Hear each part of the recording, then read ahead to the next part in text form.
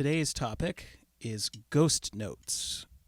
And more than ghost notes, I'd say developing a layered sound and also like connections.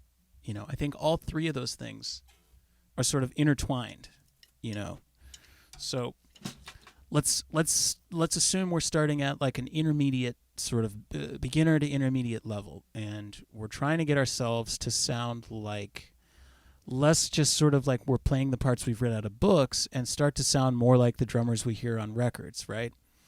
For me, I was really lucky. I grew up in the 90s, and I had a lot of really good it was a great year for drums. It was a great time for drums. There was a lot of really good drummers on the radio, so growing up, I just was taking in a lot of Chili Peppers. I was taking in like all the grunge stuff, Dave Grohl, Stone Temple Pilots, Smashing Pumpkins. Plus, there was all this great hip hop, 90s hip hop, which was sampling really good breakbeats. So I got lucky in that I got a lot of good vocabulary just through the radio that I kind of just absorbed that through osmosis. But if you're growing up today or you're trying to listen today, it's not as easy, and you need to sort of, for one thing, go back and listen to older music. But then also you might need to come up with some systems to help you integrate ghost note playing and like layered playing and connecting pieces. So let's talk about how do we get there. So like I said, we're starting at like intermediate, so maybe something like this is okay for you to play.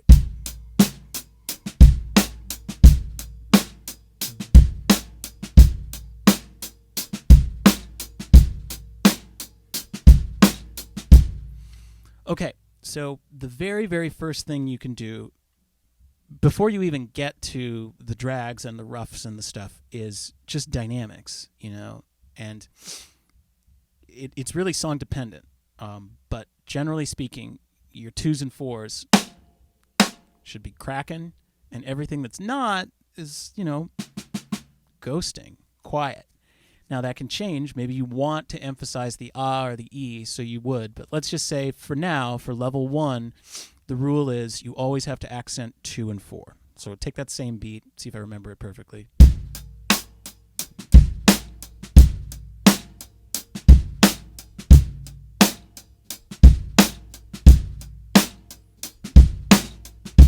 Okay, make your quiet notes quieter, make your loud notes louder, and really overemphasize it till you hear it, lead with your ears here. And once you can really hear that difference, then you got it.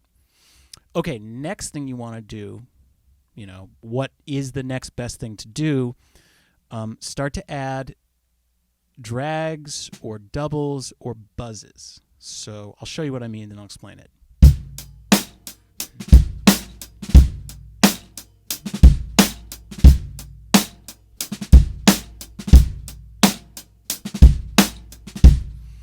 Okay, so the most basic way to do this for me is to put doubles on my ghosts.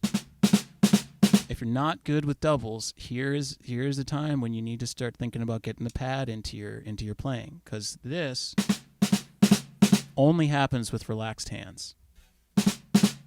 You can't muscle a double. Can't come from here. It comes from here. It's from the hand. Okay, we're not going to go into a long, lengthy description of how a double works, but if it's taking you a lot of effort to squeeze out a double, that means you need to sit on the pad, just watch whatever, Game of Thrones, and play doubles for an hour a day until they're just not hard anymore. Should be no pressure. Because we're just going to squeeze one in there.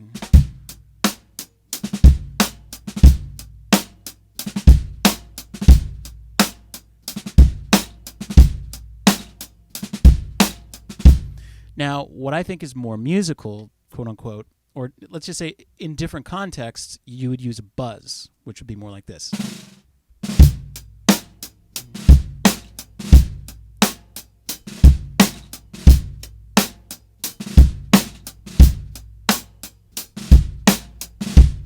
Okay, you might be familiar with doubles, but the buzzes are a whole nother thing. So a buzz is like a really controlled drop. So it's this. And then you hear at the end of it, it does a buzz on its own.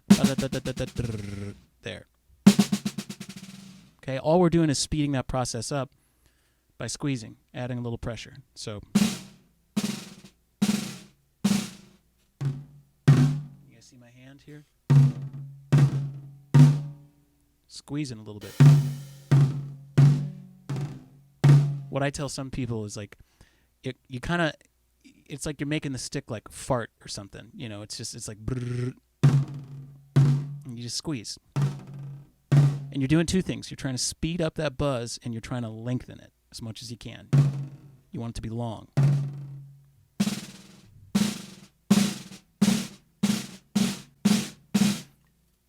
Okay, so like I said, this is kind of a little bit more musical. It's got a little bit more, it adds a little bit more like really smoothness to your sound.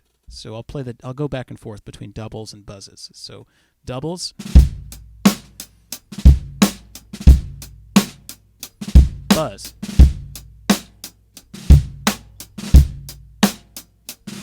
doubles, buzz,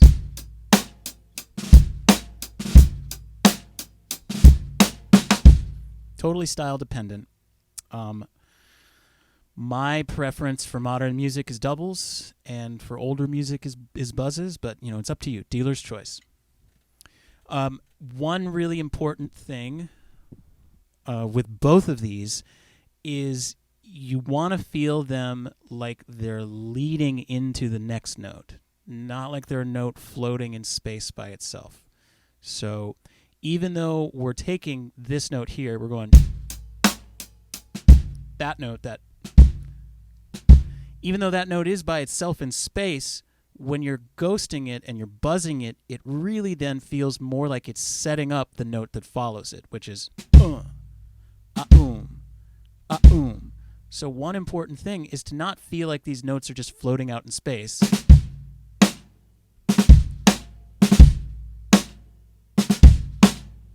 It's not that. It's a setup for this note.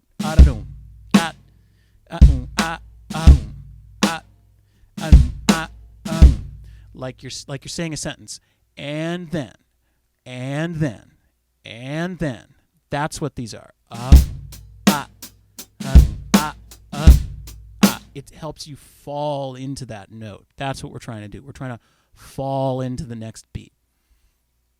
All right, so buzzes, it's just a buzz. You just do it. Doubles, you've got some options. You can feel them like a 16th note. You can feel them like a triplet. You can feel them like a 32nd note. Now, for your intermediate players, you're just going to want to get a double out any way you can. But if you're more advanced, you're going to want to be aware of your subdivisions, right? So if the music going on around me is straight 16th, 32nd note feel, I probably want my doubles to feel that way. So that's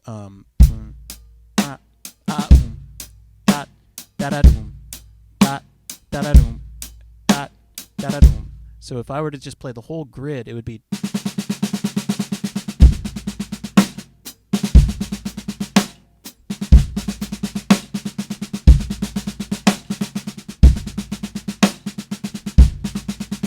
these notes, 32nd notes. That's what my grid is, so that's what my doubles are going to be.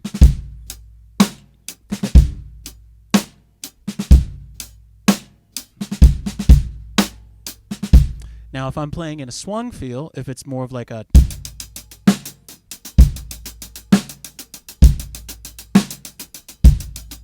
then my doubles will be a triplet. Da da boom. Triplet, triplet,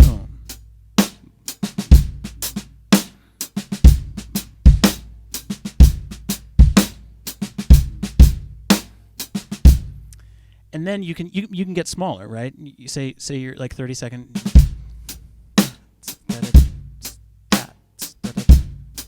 I can cut that in half.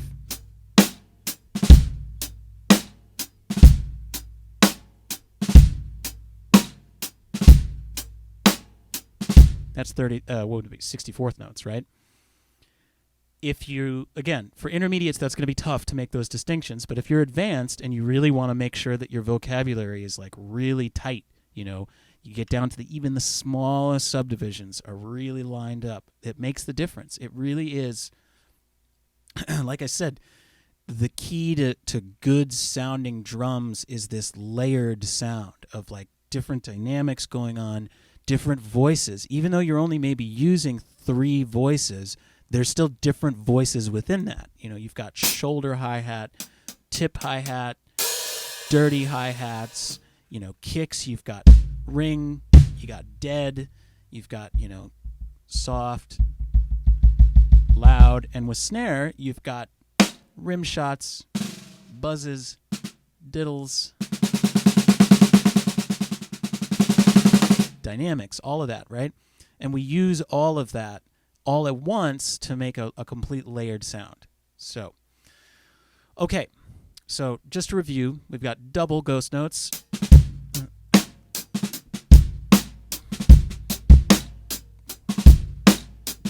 We've got buzz.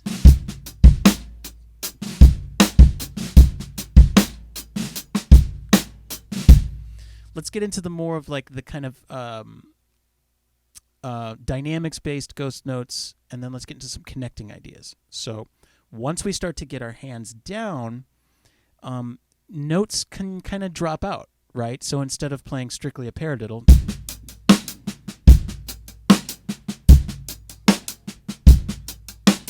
maybe I'll take out that first left and just go.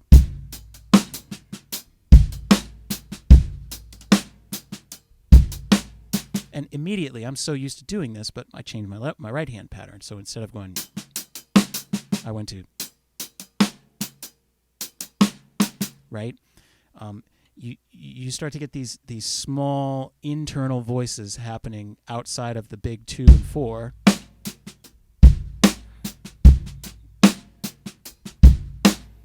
And that, there's no formula for that. I think the best way to develop that sound is through listening. I listen to a ton of Chad Smith. Let me show you. This is like the Chad Smith beat.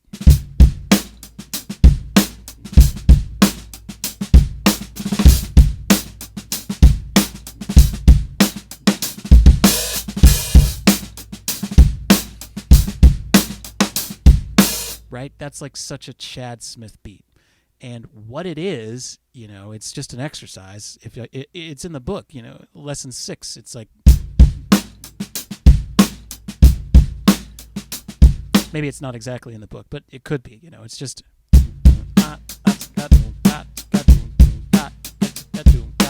That's it with no flavor, no seasoning, no dynamics, no nothing.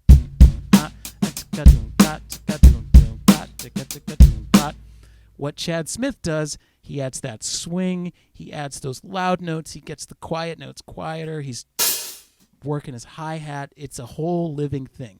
So let's do plain vanilla.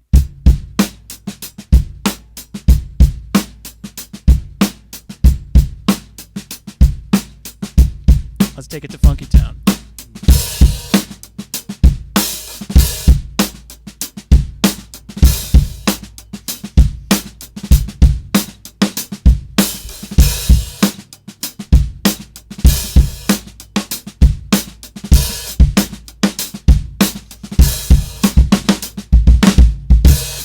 Right? It's a whole different thing. It comes to life. The way you get there, you can't learn in a book. You cannot learn how to do that in a book. You only learn it through listening and through emulating. Music is some of music is math. And the math part's really fun. But music is also a language, and it's also a game. It's really a game that we play, and in order to play the game, you need to learn the language, right? Just like anybody ever speak Pig Latin, right?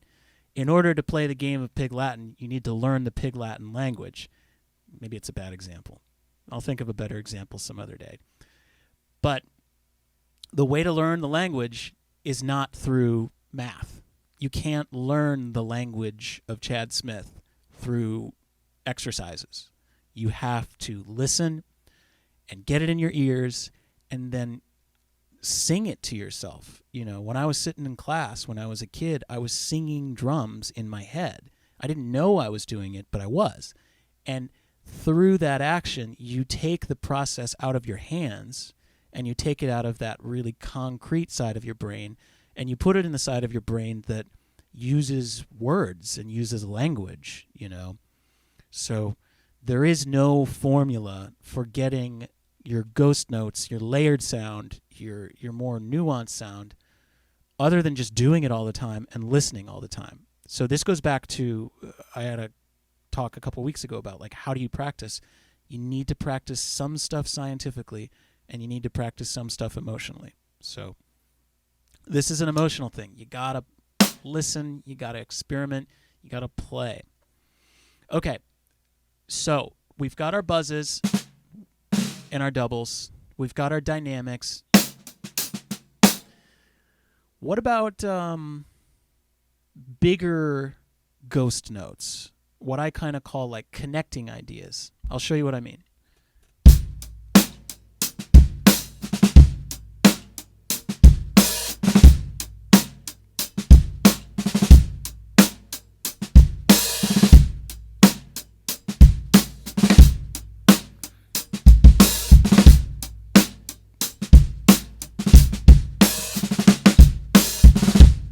That whole stuff.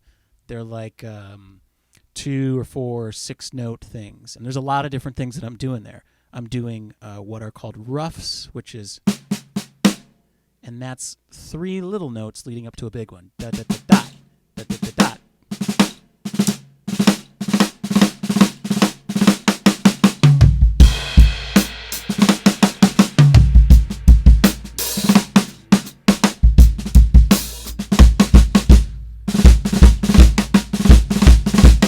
Very rudimentary stuff, and I mean that as in it's a rudiment, you know.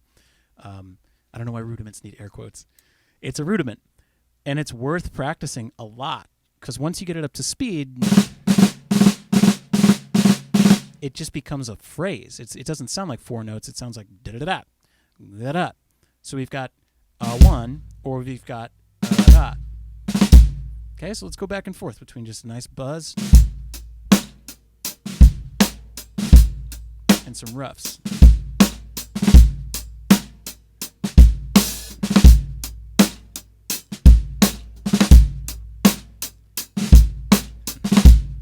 You can mix them together.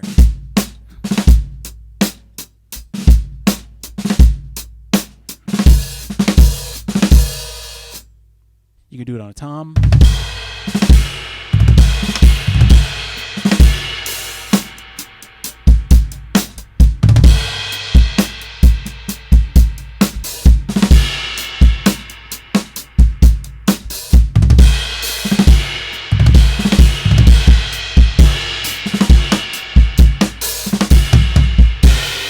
Then you can start to incorporate it, so it can kind of be a life of its own thing.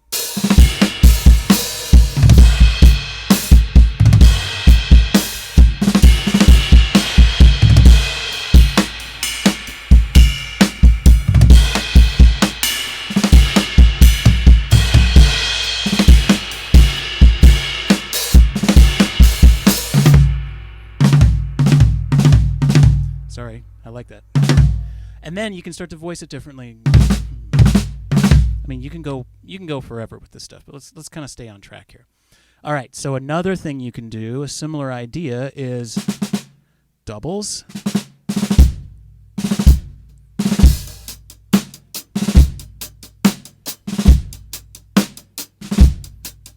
I'll slow that down.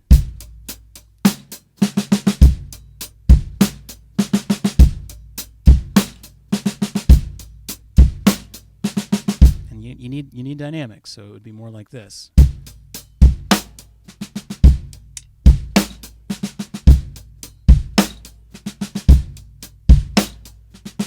And when you take it up to speed, you've got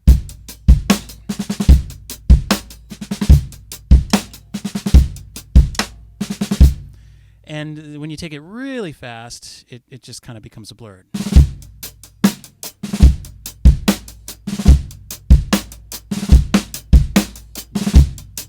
You can do it on your hi-hat.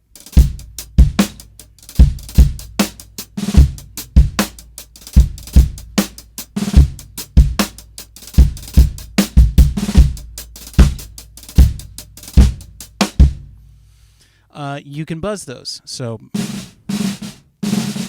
you can go.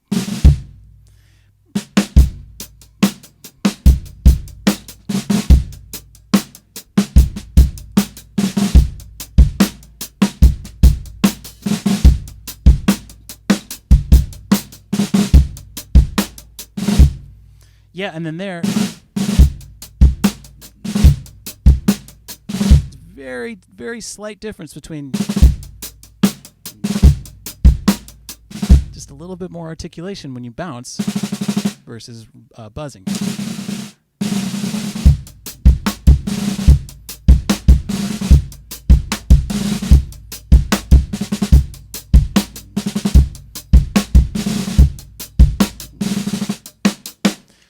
Okay, let's try to start incorporating some of this stuff in. Let's see if we can cycle through it. Let's take this beat. So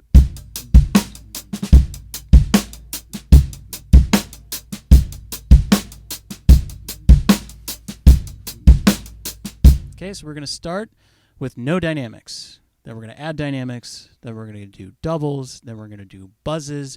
Then we'll do some roughs. Then we'll do some doubles. That's like call that like a 5-stroke roll, and then we'll do some buzzes, and then we'll throw it all together and start to mix it up. All right, here we go. 1 E and a 2. No dynamics, just level 1. Here we go.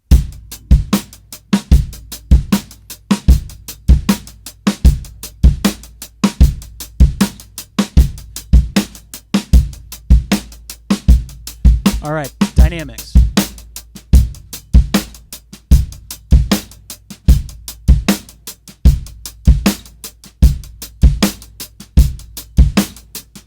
Doubles.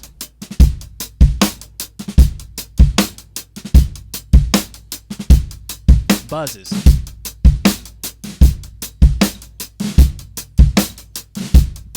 Roughs.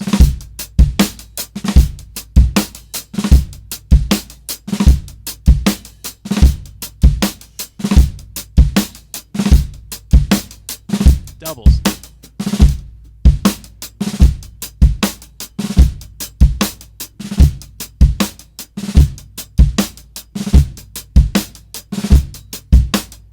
Buzzes.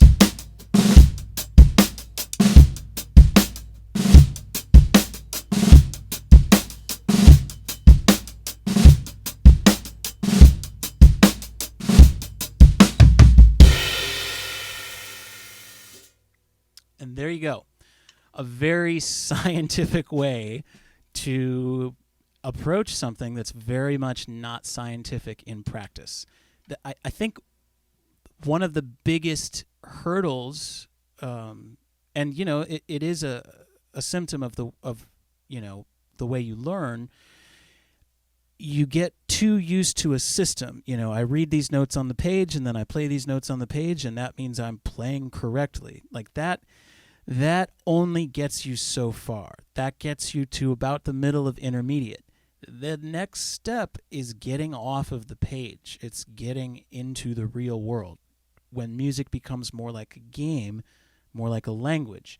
So for a lot of you intermediate players, if you're feeling stiff, your beats feel lifeless, you need to start going outside of the practice material to get there. And the biggest ways to get there are playing live, having people listen, having people in the room, loosening up, just loosening up mentally, loosening up physically, allowing things to flow out of you, listening to yourself, listening to music, listening to other drummers, getting that vocabulary in your ear of like what casual drum conversation sounds like. If I'm just playing a beat, there's all this like casual stuff that I can just slip in there that everybody does. And that's why I do it, because I listen to everybody. So like, sorry,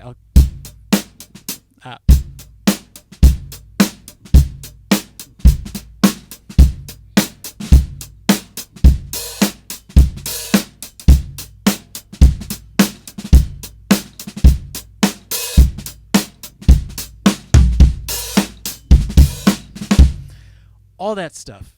yeah, I could write it down, but it's not coming from that side of my head. It's coming from the conversational part of my head. And you have to fill that up if you're going to step it up to the level of having a voice, having a perspective on the instrument.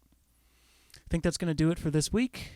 If you guys have any questions, especially about, ghost notes, it's such a weird, ambiguous concept that it doesn't get covered a lot. So if you got any questions about the material, anything you see on the page, any old exercises or requests, anything like that, shoot me a DM on Instagram at The Drummer Brain.